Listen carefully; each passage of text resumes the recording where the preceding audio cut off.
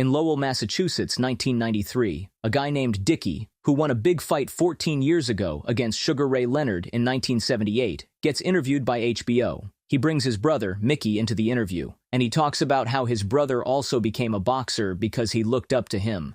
Later, they take the interview to the streets, and Dicky announces to everyone that HBO is making a movie about his comeback. He also announces that his brother is having a big fight next week. He signs some autographs, takes pictures with some people, kisses a random chick, and they have fun while being filmed. A few days later, the HBO team waits for Dicky to show up at the gym to train with Micky, a day before his big fight. A cop and family friend, O'Keefe, comes to help Micky train when Dicky doesn't show up. Meanwhile, Dicky is in a crack house with his guys, and he relives his fight with Sugar Ray, which was 14 years ago. Everybody praises him, and they all smoke some weed. One of them reminds Dicky that he's supposed to be training with Micky, but he tells them it's by 9. When he's told that it's 11:45, he runs outside. Where'd you fucking park the car, boo-boo? I didn't park it. So he runs to the gym. When he gets to the gym, he makes fun of O'Keefe and tells him to get out of the ring so he can train his brother. Shortly after, they train really hard and prepare for the good game tomorrow. Dicky reminds Micky about the technique of hitting head and body like he taught him, and he keeps referring to how he won Sugar Ray 14 years ago. Later, Micky has his eyes on the bartender, Charlene, but he doesn't approach her. George tells him to speak to her because he told her a lot about him. When he gets close to her, he only stares at her. Are you just gonna stand there and stare at my ass? They finally start chatting about his boxing career, and Micky says he's going to prove himself in his next fight. Some random guy comes to talk dirty about Charlene. Yeah, and he's gonna lose that one too. So move that sugar ass and give him And Micky roughs him up and tells him to be respectful. Later, Charlene speaks with Micky about his next fight with a guy named Mamby. He tells her about his brother's tactic about hitting his opponent in the head and then hitting them in the body when they move their hands up to block, because body hits are deadlier. Suddenly, Micky asks her to go out with him. Are you married? He tells her he's not, but he has a daughter named Casie, who he sees every weekend. He proposes to take her out on Saturday to dinner, so she gives him her number and tells him to call her. That evening, Micky drives to his ex-girlfriend's house, Lori, to see his daughter. Lori tells him it's not his visitation day and tells him to piss off. Jimmy. I can't get in the middle. Talk to your father. Micky promises Casie to win the fight and get a bigger apartment so she can come stay with him more. It's cruel to mislead your child, Micky. Good luck, Daddy. The next day, they all get into a limousine to travel for Micky's big fight, but Dicky's nowhere to be found. They know he's at the crack house, so they tail him there. When Dicky hears that his mother is outside, he jumps out of the window because he doesn't want to break his mother's heart. Don't tell Mom here. Right? She knows. Micky and George prevent him from escaping from his mother Do this on the day your brother's traveling? and drag him to the car. They reach the Resorts International Casino in Atlantic City later that night for the big fight. Inside the hotel room, Micky and Dicky watch a video of Mamby's previous fights, and they strategize on a plan. Their fight organizer, Lou, comes in and breaks bad news to them. Lou tells them that Mamby can't fight because he's got the flu, so they have to give him another opponent. Lou tells him the only person that's available is a fat guy named Mike Mungeon, who just got out of prison a few months ago. Micky says they've been preparing to fight Mamby, but Lou insists that Mungeon just got off the couch and it's going to be an easy win. Holy shit. Ladies and gentlemen, Mike Machine Gun Mungeon! Come on, look at the size of that guy. Holy shit. Yeah, holy shit. He did not just get off the fucking couch. If he did, I'm gonna buy a couch like that. Micky realizes that Mike isn't a welterweight and he's really not fat at all. Dicky tells him that it doesn't matter and he can handle Mike because he's Micky Ward. In the first few rounds, Micky got destroyed and the crowd starts to make fun of him. In the third round, he's still beaten and everyone calls him a loser. His family can't handle the sight in the next round because Mike just keeps pounding him till he passes out. After the fight, Mikey sits silently in a room. At the press conference, Dicky runs into Sugar Ray, who is now really successful, and reminds him of how he knocked him out 14 years ago. He invites Sugar Ray to grab a drink, and Ray says he's busy. Shortly after, a big-shot investor named Mike Toma speaks with Micky and tells him his family is drawing back his career by putting him in wrong fights. I want to give you a real shot. And offers to take him to Vegas in a fully paid one-year training. Meanwhile, Alice and Dicky wonder why Micky is talking to Mike Toma. On their way home, everyone chats cheerfully, but Micky doesn't talk to anyone. Alice and Dicky ask him about Mike Toma. They remind him that Mike isn't family and he wants to use him to succeed in boxing. Micky doesn't argue with them, and they head home. Once there, Mickey tells them he doesn't think he wants to continue boxing, but they tell him that ESPN owes them for setting up the wrong opponent, and they'll get him another fight. George and O'Keefe tell them to let Mickey go home and rest because he needs some time for himself. As the days pass by, Mickey doesn't go out of his house, and he looks depressed. Charlene shows up at his door, and Mickey tries to hide. I saw the shade move. He comes outside to speak to her. She demands to know why he stood her up, and he tells her he tried to call, but he couldn't. Charlene asks him if he's going to take her to the movie or not. The next day, Mickey takes Charlene to a low-class theater that's far away, and Charlene asks him why they came out this far to a theater that has boring movies. Eventually, Mickey sleeps off during the movie, which just annoys Charlene. After the movie, she asks him why they came all the way out here to watch a boring subtitled movie.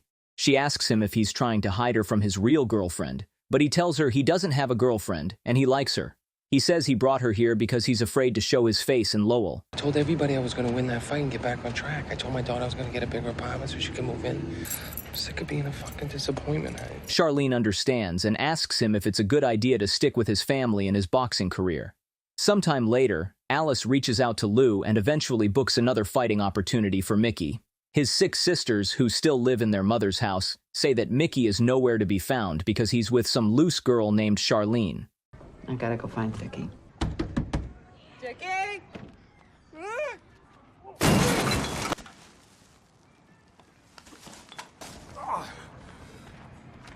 Eventually, the entire family gathers together to discuss the new opportunity, and Mickey's sisters act hostile to Charlene. Yeah, don't use those names. It's just for family. Be nice. When Alice and Dicky arrive, they tell him about the opportunity, but he tells them he doesn't like how things have been going. When they ask him what he means by that, he hesitates, so Charlene speaks up that they put him in a bad fight the last time. Like, maybe you not showing up on time to train. Like maybe him having to come find you in a crack house when you're supposed to be at the airport. I don't know who you are. Why are you talking? And hi, I'm Charlene.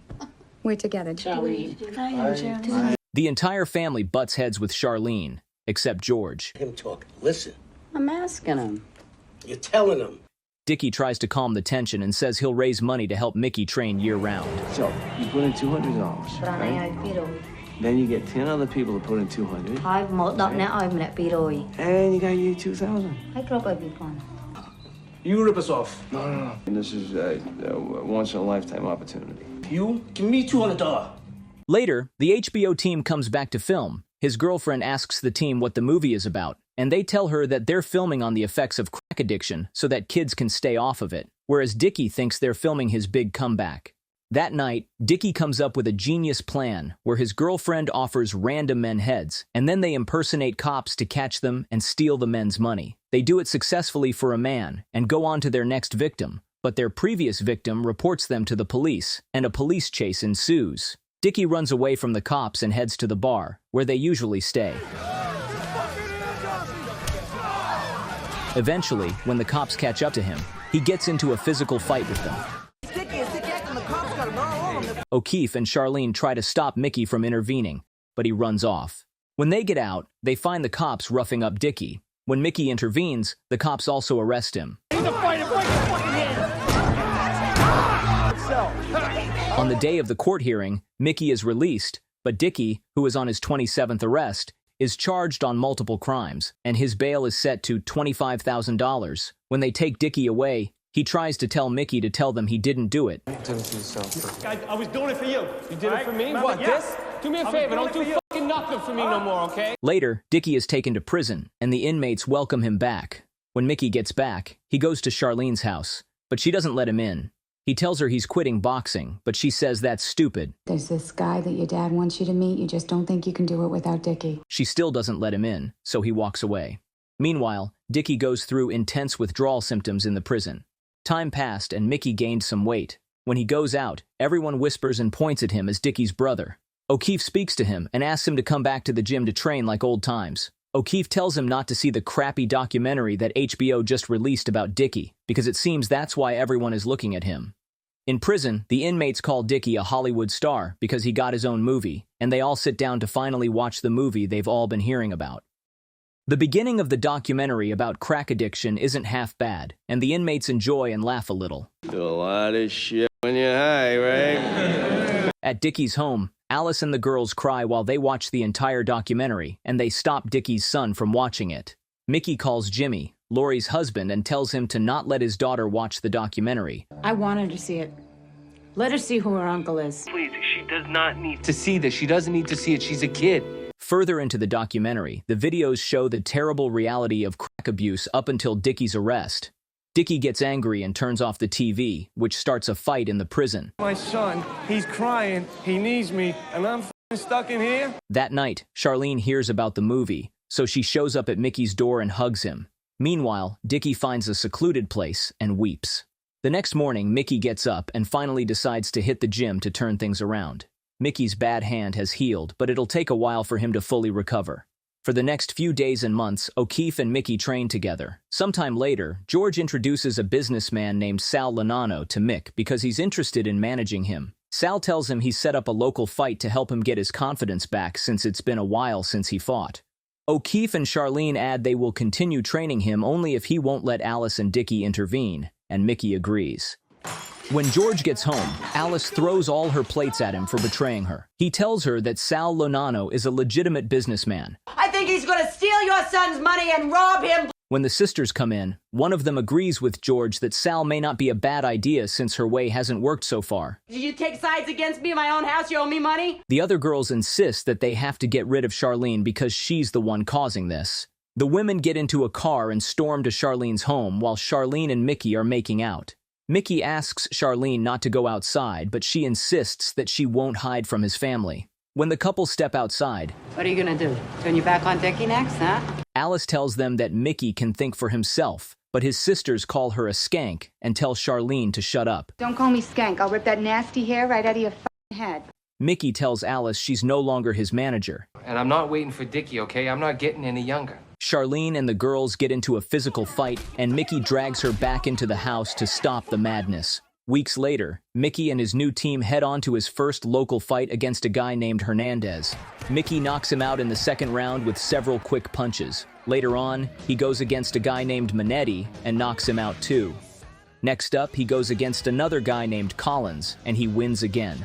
It looks like he's on a roll. Sometime later, Mickey goes to visit Dicky to directly tell him that he's switched teams. He talks about his next fight against Sanchez. He's using you like a stepping stone for Sanchez. Mickey tells him to shut up and be happy for him. Come on, Dick, because you're stuck in here and you can't be the center of attention no more. So Dicky asks him what his plan against Sanchez is. You watch the fight and you'll see the plan. Mickey hesitates, but eventually says that his plan is to go toe-to-toe with him and hit with an overhand in the middle rounds. Who came up with that, fatty fuck O'Keefe? Fuck you, Dick. Take him to the body, right? Get inside, switch stances like you're gonna work his right, hit him on the left. You ain't me. All right, you can't be me. You had a hard enough time being you when you had your fucking chance, and that's why you're in here. All right? I'll fight Sanchez the way I fight. On the day of the fight, Mickey doesn't land a single punch and keeps letting Sanchez beat him. The crowd boos him, and his family doesn't think the fight will turn out well.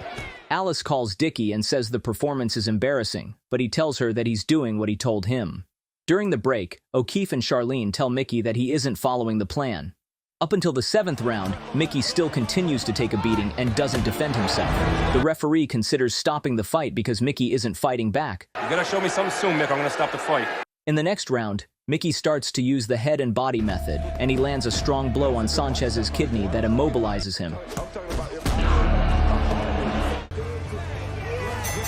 And he wins. The entire crowd erupts in screams, and everyone is shocked that he won the fight.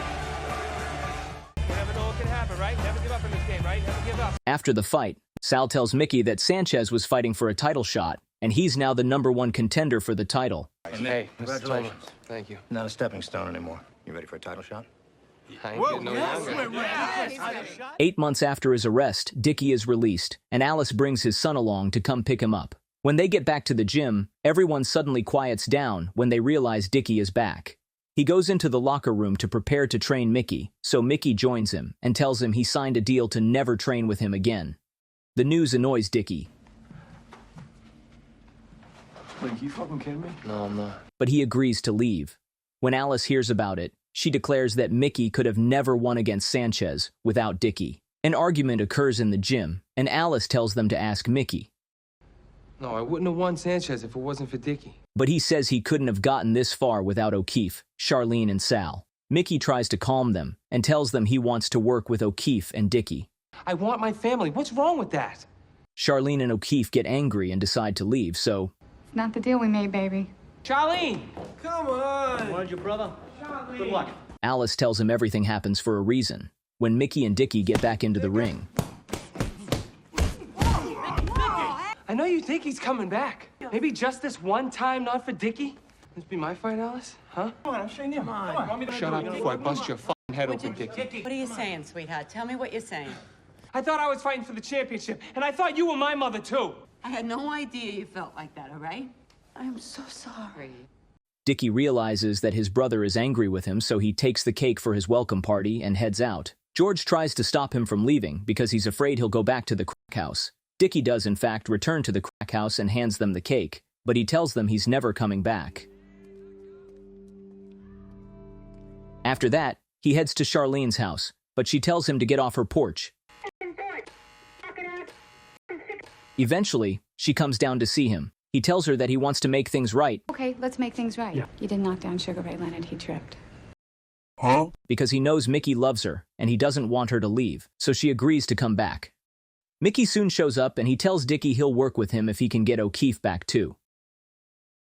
Over the next few weeks, Micky and his brother trained together for the championship against a guy named Neary. Clean ones. A day before the fight, Neary and Micky show up for a press conference. Neary wants to fight someone as good as Arturo Gatti, a world champion, but Micky just tells the press that he's glad to have this opportunity. And now, ladies and gentlemen, on the night of the World Boxing Welterweight Championship, Micky prepares to fight Neary, the current welterweight champion of the world, in Liverpool. The crowd boos Micky because he's a stranger there, but they cheer on Neary. Before the fight begins, Neary refuses to shake hands with Micky, and the hostility is evident. The commentators mention that Micky is a slow fighter who waits for a good chance to strike, but Neary is an ultra-fast starter, and that's the question that hovers. In the first round, Neary dominates Micky. The commentators say Micky has to pick up the tempo. There's a good left hook by Neary. In the next round, Neary keeps pounding Micky by the ring. Here he bangs Ward to the body, and a big uppercut. But Micky manages to land a few bunches. By the sixth round, it seems like the fight is Neary's fight. Eventually, Neary bends Micky's leg and pushes him to the ring. He knocks Micky down, but our guy manages to get up quickly. When Micky gets up, Neary hits him again, and the referee calls a break. At the 8th round, things don't look good, and Dicky reminds Micky that he can't back down after all the crap he's been through. He tells him to channel the energy of all that and win the title for himself and his family. This is your time, all right? You take it.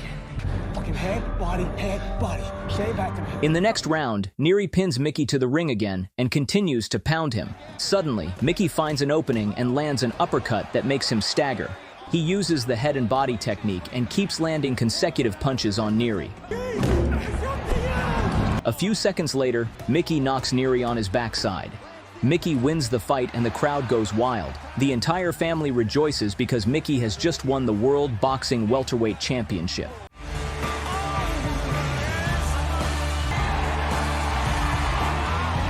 Who used to be the pride of Lowell, huh? Right here. Who's the pride of Lowell now? Right there. He did it. I gotta go. Under arrest. Let's go. Move out. To breathe. Like a cabbage head. Boom, boom. Whack out. Whack, whack, whack. Thanks to everyone so much. Thanks so much, Vietnam. You know, you Hollywood people.